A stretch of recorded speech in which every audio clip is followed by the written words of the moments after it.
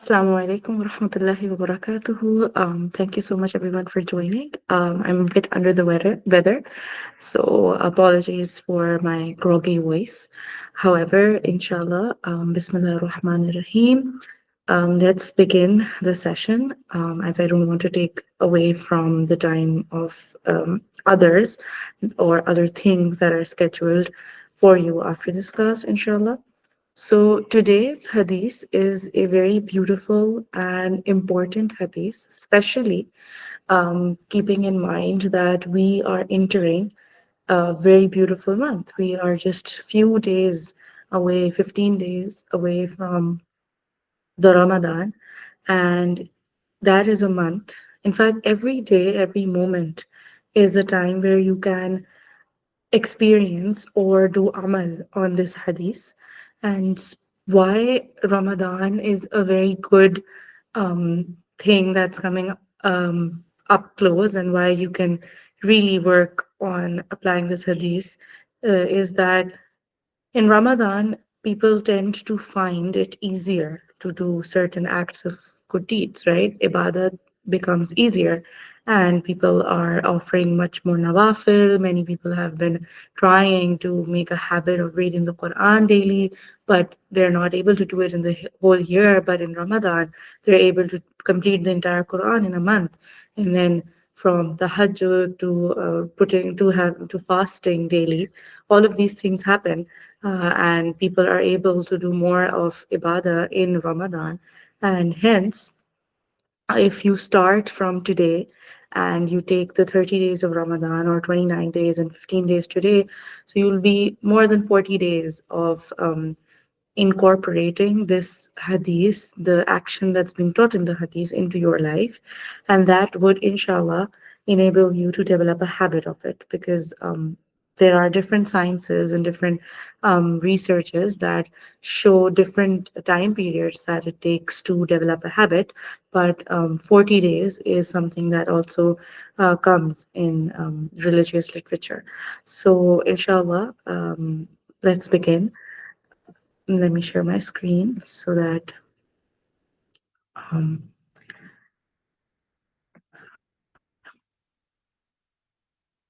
okay. So today we will be studying about dua, right? And it's about asking Allah subhanahu wa ta'ala. So the hadith goes like, Man lam yas'alillaha yaghdab alayhi. So the one who does not ask Allah subhanahu wa ta'ala, Allah subhanahu wa ta'ala gets angry on that person. So Allah subhanahu wa ta'ala is angry with that person, right? And basically, not asking Allah subhanahu wa ta'ala incurs the wrath of Allah subhanahu wa ta'ala. That makes Allah subhanahu wa ta'ala angry. That is what the hadith is saying. If we go deeper into the hadith, um, if you think about it, in society where we live in, whenever you ask people for things, or and it's not necessarily things, sometimes people are not even interested in hearing you if you have a problem and you want to ask for a solution, right? Or you want to ask for understanding. There are so many situations where even these basic things that a person requires, person needs, are not met, and people are not given the space to ask for those things, right? And people treat people who ask for things badly. People don't want to associate with such people who are always asking for one thing or another. While Allah subhanahu wa ta'ala is, it's completely opposite. The relationship is completely opposite. Allah subhanahu wa ta'ala wants you to ask Him. He wants you to supplicate to Him. He wants you to put all your needs in front of Him and ask Him to grant you the solution or whatever you need. And if you don't do that, now the second part is, if you don't do that, then Allah subhanahu wa ta'ala gets angry at you. Now there's so much to unpack in this hadith, subhanAllah. The first thing that we should think about is that why? Why is this asking so important to Allah Mia? Why does Allah subhanahu wa ta'ala want us to ask exclusively to Him?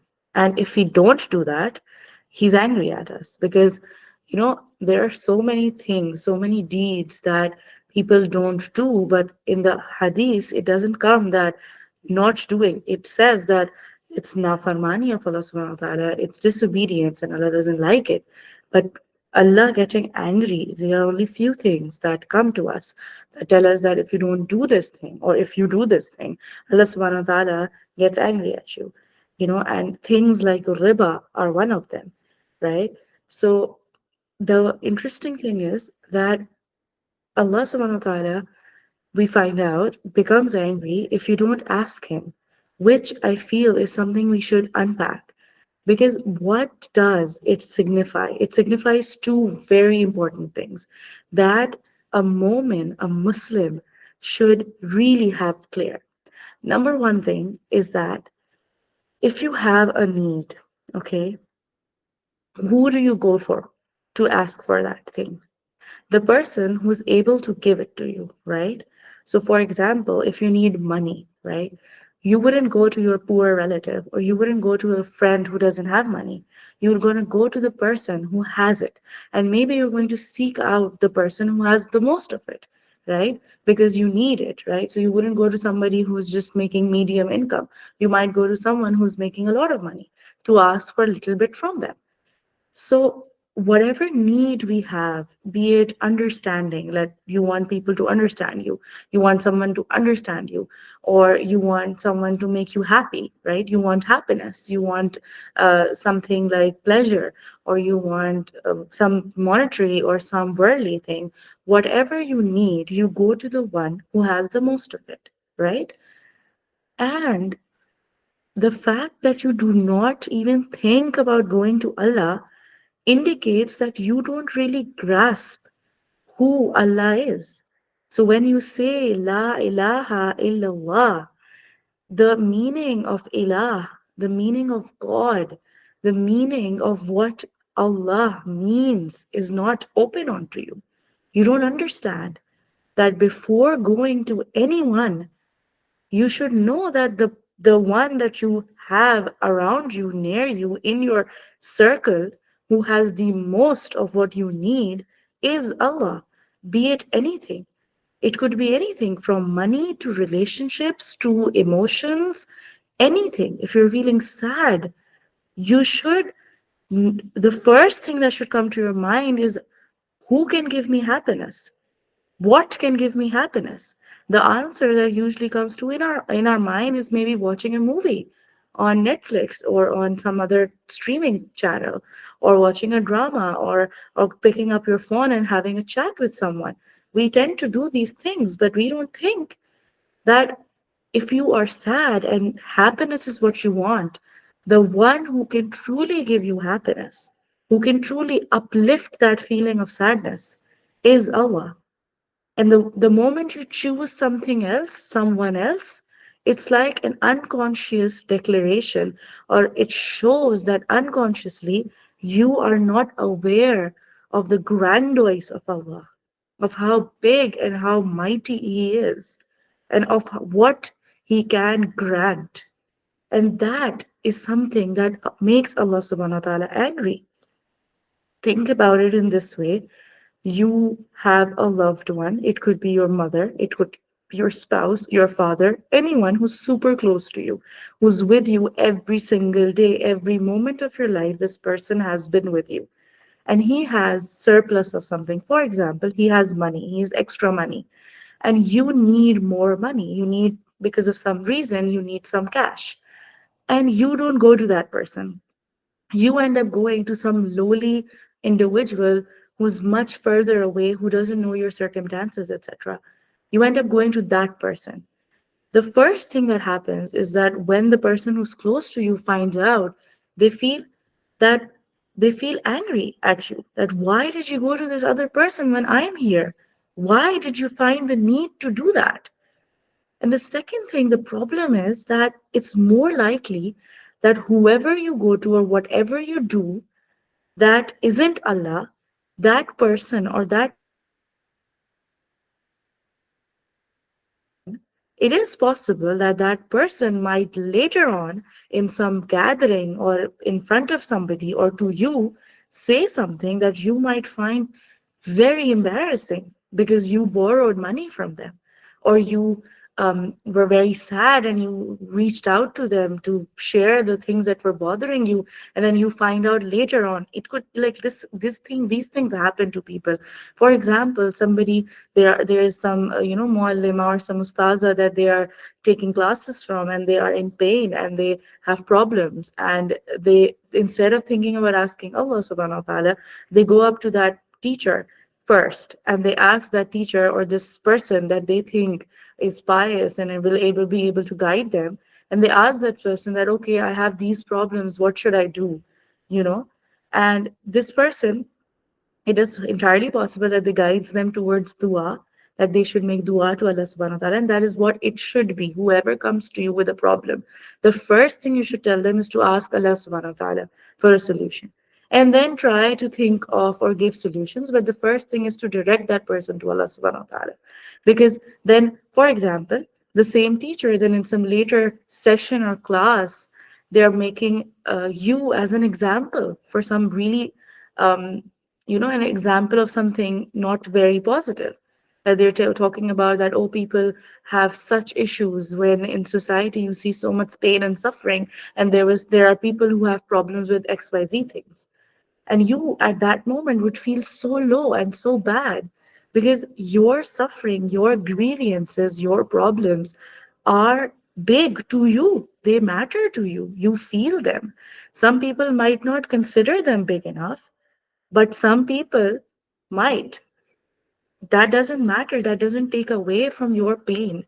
So, not only are you choosing to expose things that hurt you or things you need, your vulnerabilities, to people who could then um, misuse them or who could then make you feel embarrassed or low because you shared those things.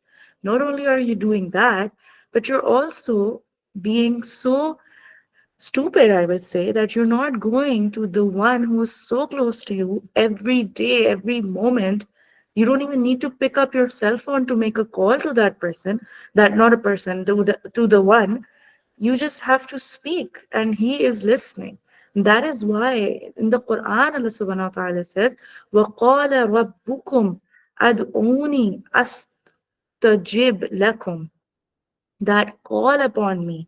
Allah Ta'ala says, call upon me, call upon your Rabb, and I will respond to you. Supplicate to me wherever you are. Just call upon me. Just say, Ya Allah, O Allah. You don't even need to take his name. You just start talking to him. And he is there to listen, not only listen, but respond to you. And that is what makes it so stupid for you to go to somebody else. Not only put your vulnerabilities in hand of a human who could then hurt you in any way, but also in doing so, letting go of actually going to the one who can help you, and that is Allah subhanahu wa ta'ala. It doesn't mean that you shouldn't talk to people or you shouldn't share your problems with people. The point is, the first one to put your problems in front of should be Allah subhanahu wa ta'ala. And it comes in hadith that even if you, the sole of your shoe, even that you should ask Allah ta'ala for.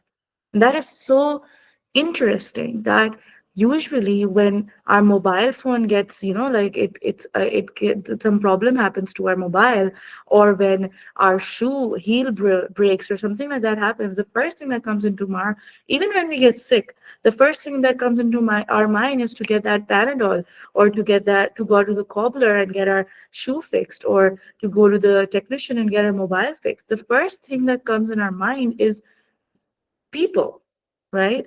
When Islam is instructing us to actually ask Allah first, doesn't mean that you don't do these other things, but the first thing is to ask Allah subhanahu wa ta'ala. And there can be many reasons for that. Number one, when you ask Allah subhanahu wa ta'ala, you might get some idea into your head. You might be thinking that, okay, I'll go to X person to ask for money. But before you do that, You think that I need this, Allah subhanahu wa ta'ala, I have this hajat, please help me. And then maybe Allah subhanahu wa ta'ala opens another door for you. Maybe, for example, instead of you going to ask that person himself reaches out to you and he's like, I have this XYZ thing. Can you please do this for me? And we'll discuss about the compensation. And automatically, Allah subhanahu wa ta'ala opens a door for you that wasn't there, right? That could happen.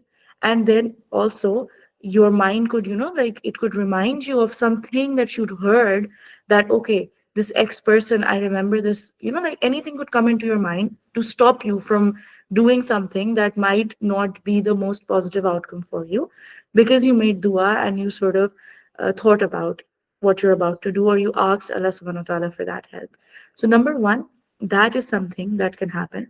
Number two, when you ask Allah, you're basically connecting with Allah subhanahu wa ta'ala. And dua is also a form of ibadat. So it's like your mindset. Now, here comes the moment mindset thing. The mindset of a moment is to rack up as many rewards as possible, right? So you should be looking for opportunities to make reward, to make yeah, to do good deeds. You should be looking for opportunities to do good deeds, and asking Allah for whatever needs you have. That is a form of ibadah that makes Allah subhanahu wa ta'ala happy. So, by doing it at every turn, at everything, you are actually getting rewards. Not only are you going to get your problem solved, you are also going to get reward for it. So that those are the kind of things, like if you want to ask for money, if you need money, instead of going to a person and asking for that, and that would perhaps fulfill your need, the better way is to actually ask Allah, ask Him to grant you that thing. That will not only make Allah happy, that will not only grant you rewards for your akhirah, but it will also grant you a way in which Allah subhanahu wa ta'ala is going to fulfill your need, right? And then, so this I think, as a moment, your mind should be very cautious about what is the best course of action for you in terms of your akhirah, right? In terms of your amal nama, in terms of your the good deeds that you're going to be taking to Allah subhanahu wa ta'ala. So every moment should be like an opportunity. So when you get sick, it's an opportunity for you to ask Allah subhanahu wa ta'ala for shifa. So when if your car broke down, it's an opportunity. You shouldn't look, and that really will shift the way you look at life. Because every unpleasant thing will become an opportunity. If you are facing financial crunch, it's an opportunity to ask Allah subhanahu wa ta'ala, to ask Him to make ways for you. Every unpleasant thing in your life, if you're sad, it will become an opportunity to ask Allah to grant you happiness, to make things such that you forget your sadness.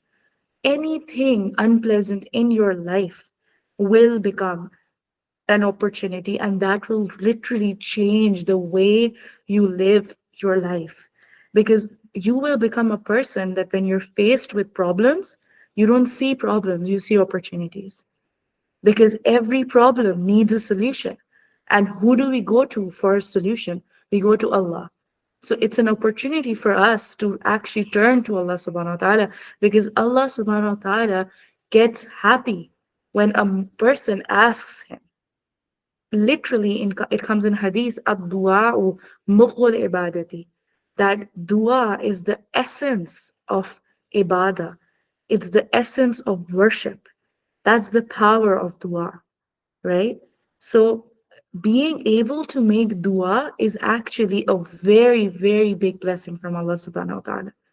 So that is the mindset that a moment should have.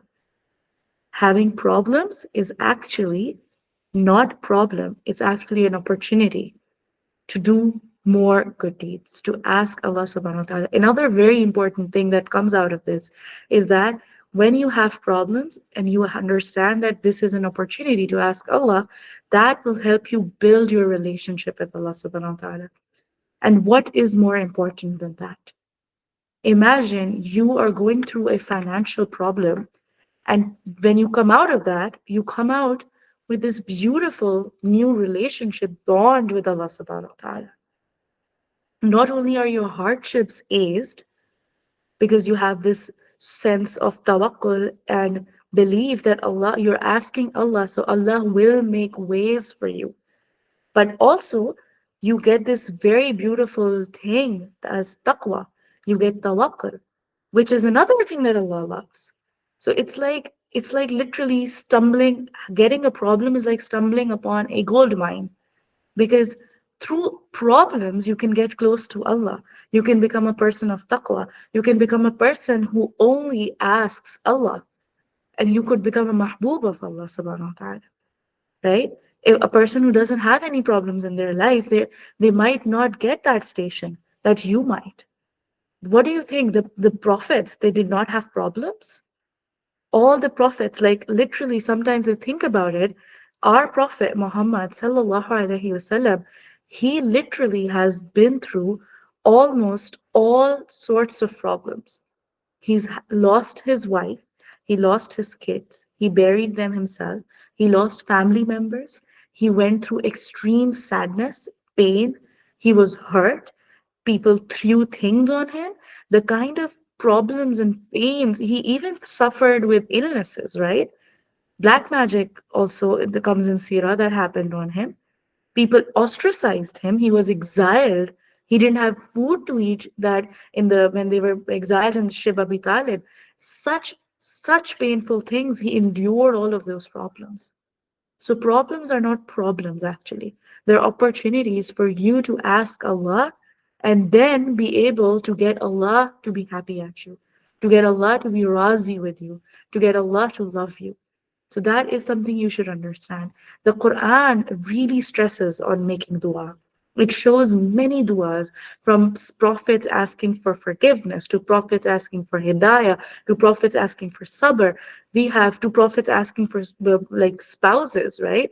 And the two prophets asking for the ability to lead in the most proper manner. So we have a lot of duas that are in the Quran itself. Imagine this little thing, the importance of dua. No, I'm not even talking about the ayahs that talk about dua. I'm just talking about the duas that are mentioned in the Quran. 40 duas are mentioned in the Quran, the ones that start with Rabbana. I'm not even talking about all of them. I should look at how many they are. I didn't research this, but minimum we know that 40 Rabbana duas are there. And if you think about it, the Quran was sent 1400 years ago for mankind till the end of time, right? And it is a book of guidance. It's supposed to guide us for all problems that we might have from the day we are born to the day we die. It's a very comprehensive and very important book. And it's not just like individuals' problems, for problems of groups and problems of states, everything is like guidance is there for everything in the Quran.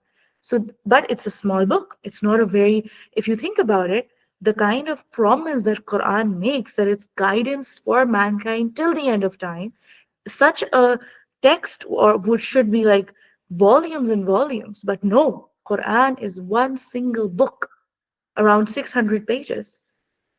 But in that book, Allah subhanahu wa ta'ala and the ayahs in the Quran are also limited. Something like this would have like thousands of ayahs, but the Quran has a limited number of ayahs, right? And from those ayahs, Allah subhanahu wa ta'ala has dedicated 40 to Rabbana, to dua.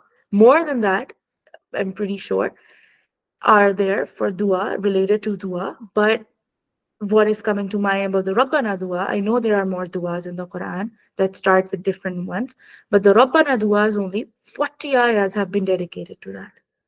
So if you think about it, that really signifies the importance of dua in Islam, right? And then you have so many duas of the Prophet and prophets that have passed to us. Our Prophet has made so many duas, and Allah subhanahu wa ta'ala preserved them, because you do understand that there might be certain words of the prophet or certain things that the prophet did that have not come to us, right? Because those were not preserved. There might be certain things, but there are things and a lot of things that Allah subhanahu wa ta'ala helped preserve. So my thinking is that even the hadiths are preserved by Allah. So whatever hadiths we have, Allah subhanahu wa ta'ala made sure that they are preserved, that those teachings were preserved. So Dua is there in multiple ahadith. The importance of dua is in multiple ahadith. And then there are a lot of duas as hadith as well. The Prophet's duas have been passed down to us. And in them, the duas of other prophets have also been passed down to us. Not just our prophet, but other prophets' duas have also been passed down. So if you think about it, a prophet who lived 9,000 years ago, his dua is also passed down to us. So the preservation of these things that Allah is doing, these historical things that are being passed down to us. If you think about it that way, the opening of this concept of dua is gonna be unveiled onto you. That Allah is preserving the duas of the pious because Allah wants you to understand the importance of dua, right? Ameen, so Ameen, Rabia. Thank you for that. So that is super important for you to understand. Now, what is the psychology of dua? Dua makes a person feel relieved. Often you'll feel that when you sit in front of Allah, like when you sit on the prayer mat and you just let your heart out, right? And dua, it's not just asking something in the sense that asking for a thing. You can ask Allah for anything, right? It can be an emotion, it can be a feeling, it can be a relationship, it can be something that's tangible or non-tangible. That's not something that's dictated that you can only ask for Allah for time, because Allah, if you think about it, He's the creator, and that is not limited. Allah is the creator of all things. And in that comes emotions. He is the creator of anger. He's the creator of love. He's the creator of happiness. He is the creator of sadness as well. He is the creator. Everything is created by Allah. So you can ask Allah for anything. And asking Allah makes you feel so calm. It improves your mood. Tears might stream down your face, but when they get dry, there's a feeling of calmness, you know? Usually, when you're in front of people and you're asking something and you bend to tears, you don't feel calm after that. You feel really embarrassed and down because of that. But when it happens in front of Allah, you feel so relaxed. You feel like a huge weight has been lifted up, has been lifted. That is important because it shows that dua is not just for Allah, it's actually also important for you so that you can feel stress free, so that you can feel calm, so that your mood can be uplifted, so that you can get the feeling that I have relayed my feelings to someone, and the one I've relayed my feelings to, he is going to make it right, right? Another important thing is very important that you should understand dua is being made to Allah, not to a genie. So it's not like you're rubbing a lamp and a genie is popping out and you're making dua. And so what it means is people tend to have this problem that I made dua in tahajjud, I did it for 40 days, or I did it for X many times, or I made dua on that night or this day. I've been making dua and Allah isn't accepting it. That's not how it works. Allah loves it when you ask Him. But why does He love it? Because it shows that you understand who Allah is.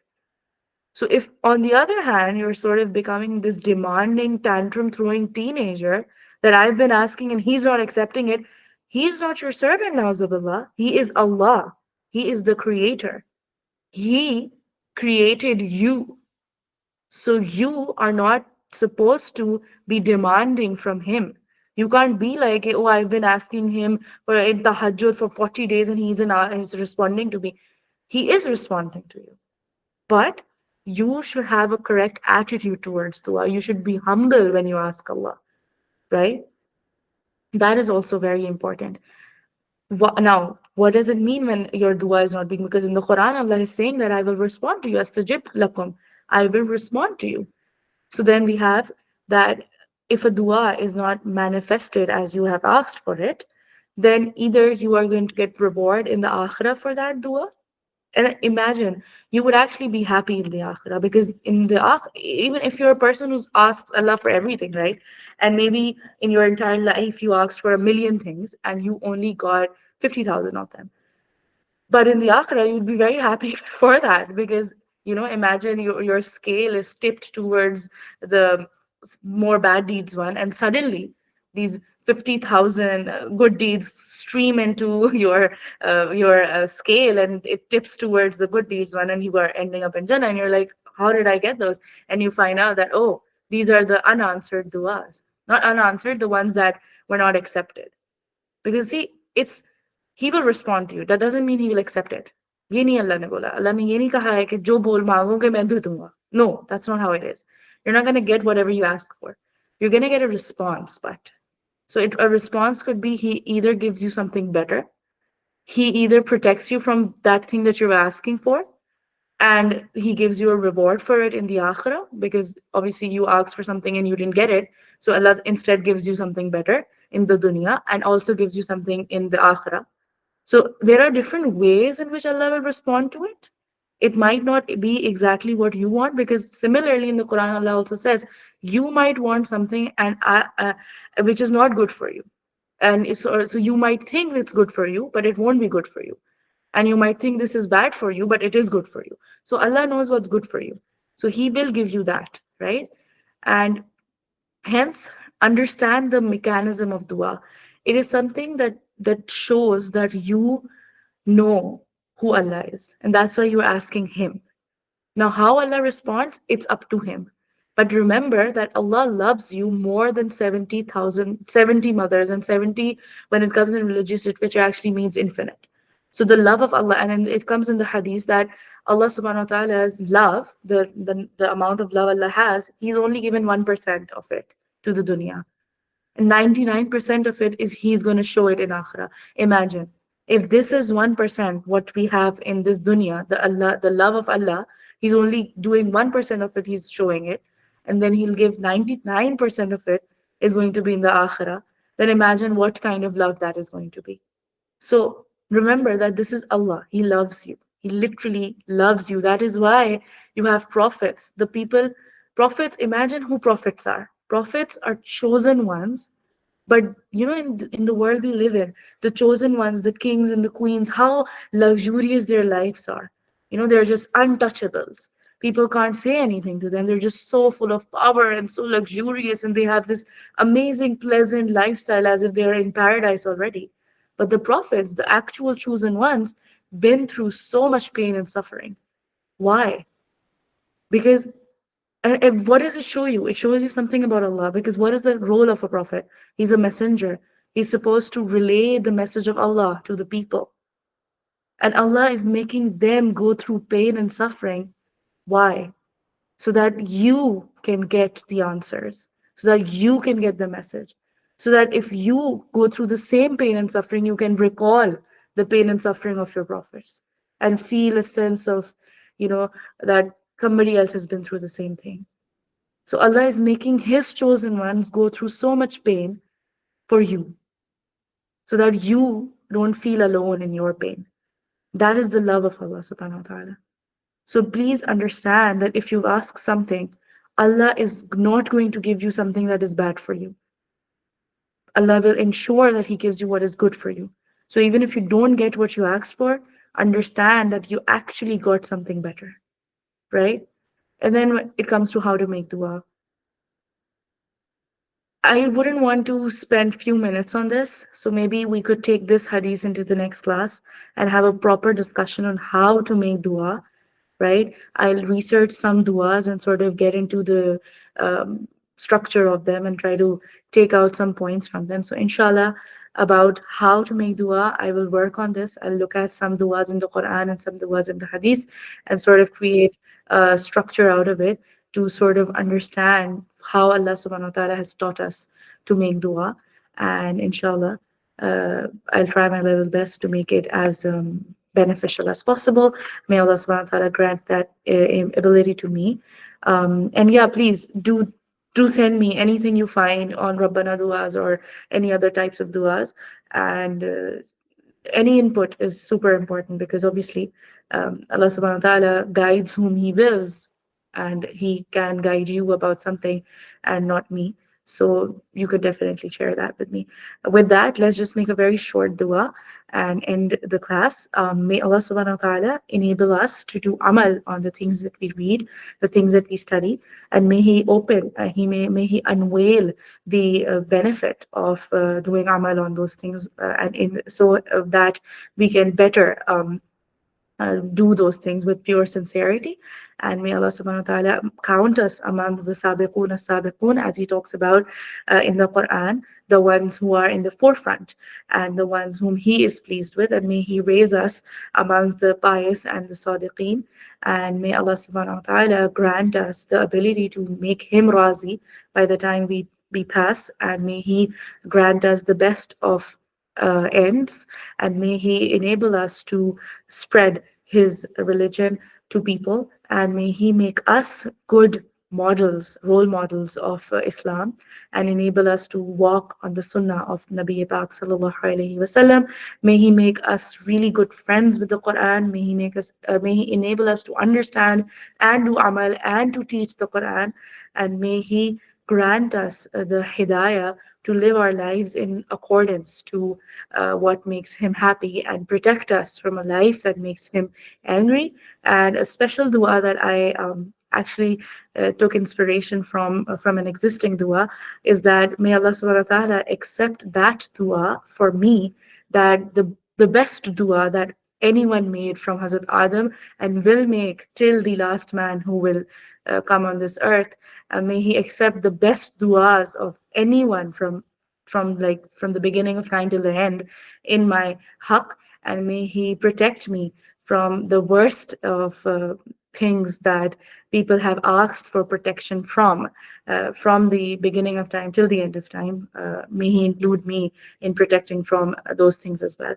So may Allah subhanahu wa ta'ala also do the same for everyone who listens, everyone who is here, and everyone who we know.